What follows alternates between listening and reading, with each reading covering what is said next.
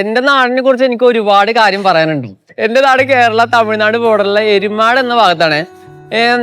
നമ്മുടെ സലീമേട്ടൻ്റെ ഒരു സിനിമയിലുണ്ട്, ഇങ്ങനെ എന്താ പറയാ, ഒരു നാടിനോട് എത്തുന്ന സമയത്ത് കൊച്ചി എത്തി ആ ഒരു സിറ്റുവേഷൻ ആണ് എന്റെ നാട്. അതിന്റെ കാരണം, അതിന്റെ റീസൺ, എന്റെ ടൗണിനനുസരിച്ച് ഒരു കുഴിയുണ്ട്, ഒരു വേസ്റ്റ് ജാലുണ്ട്. അത് എന്റെ സ്കൂളിൽ പോകുന്ന സമയം തൊട്ട് ഞാനത് കണ്ടിട്ടുണ്ട്. ആ ഒരു വേസ്റ്റ് ജാല് ഒരു ശിവരാത്രി സമയത്ത് ഇങ്ങനെ പരിപാടി ഞാനൊക്കെ ആസ്വദിച്ചുകൊണ്ടിരിക്കുന്ന സമയത്ത് ആ ഒരു വേസ്റ്റ് ജാലിന്റെ സൈഡില് ഒരു അച്ഛനും അമ്മയും ഒരു മോളും ഇങ്ങനെ ഇങ്ങനെ ഇരിക്കുക. അപ്പൊ മോളിങ്ങനെ കളിച്ചുകൊണ്ടിരിക്കുന്നുണ്ട്. മോളിങ്ങനെ കളിച്ച് നേരെ ആ ഒരു കുഴിയിലോട്ട് വീണു. അപ്പൊ എന്റെ കണ്ണിൽ പെട്ടെന്ന് പെട്ടു അത് ഞാൻ പെട്ടെന്ന് ആ കുഴിയിലോട്ട് ചാടി എടുത്തിട്ട് ആ കുട്ടീനെ എടുത്തിട്ട് ഞാൻ അത് പോലീസുകാരനെ ഏൽപ്പിച്ചു. അപ്പോഴാണ് ഞാൻ ചിന്തിച്ചത്, കാരണം വെച്ചാൽ ആ ഒരു കുഴി ഒരു മരണക്കുഴിയാണെന്ന്. അപ്പൊ ഞാൻ ഈ നാടിനെ കുറിച്ച്, ആ ഒരു കുഴിയെ കുറിച്ച് ഞാനൊരു വീഡിയോ സോഷ്യൽ മീഡിയയിൽ ഇട്ട സമയത്ത് എന്റെ നാട്ടിൽ ഭയങ്കര ചർച്ചയായി. കാരണം എന്താ പറയാ, അവിടുത്തെ മെയിൻ ആയിട്ടുള്ള ആൾക്കാർ എന്നോട് ചോദിച്ചു, ഞങ്ങള് ഇത്രയും കാലം നടന്നിട്ട് ചെയ്യാൻ പറ്റാത്ത കാര്യമാണോ നിന്റെ ഒരു വീഡിയോയിൽ ചെയ്യാൻ പോണേ? എന്നാൽ ഞാൻ ചിരിയിലൂടെ ഞാൻ നമുക്ക് വിട്ടു. പിന്നെ ആ ഒരു വൈകുന്നേര സമയത്ത് എനിക്ക് പഞ്ചായത്തിൽ നിന്ന് കോൾ വരുന്നുണ്ട്.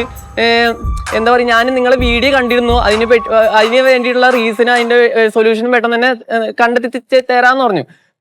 പിറ്റേ ദിവസം മുനിസിപ്പാലിറ്റിത്തെ ആൾക്കാർ വന്നിട്ട് അത് ക്ലീൻ ചെയ്തു. അത് ക്ലീൻ ചെയ്തിട്ട് പിറ്റേ ദിവസം അവിടെ മണല് സിമന്റ് കമ്പി ഇറക്കി, എന്നിട്ട് അത് മൂടി.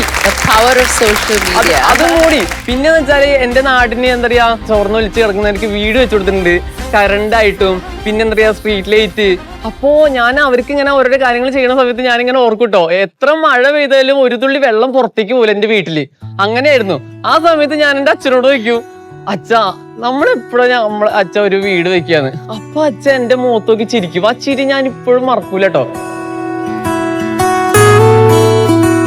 കാരണം വെച്ചാൽ ആ ചിരിയിലെല്ലാം ഉണ്ട്. ചെറിയ പ്രായത്തില് അച്ഛനമ്മമാർക്ക് ഒരു വാക്ക് കൊടുക്കും മക്കള്, ഞാൻ വലുതാവുമ്പോ അത് ചെയ്യും, ഇത് ചെയ്യും.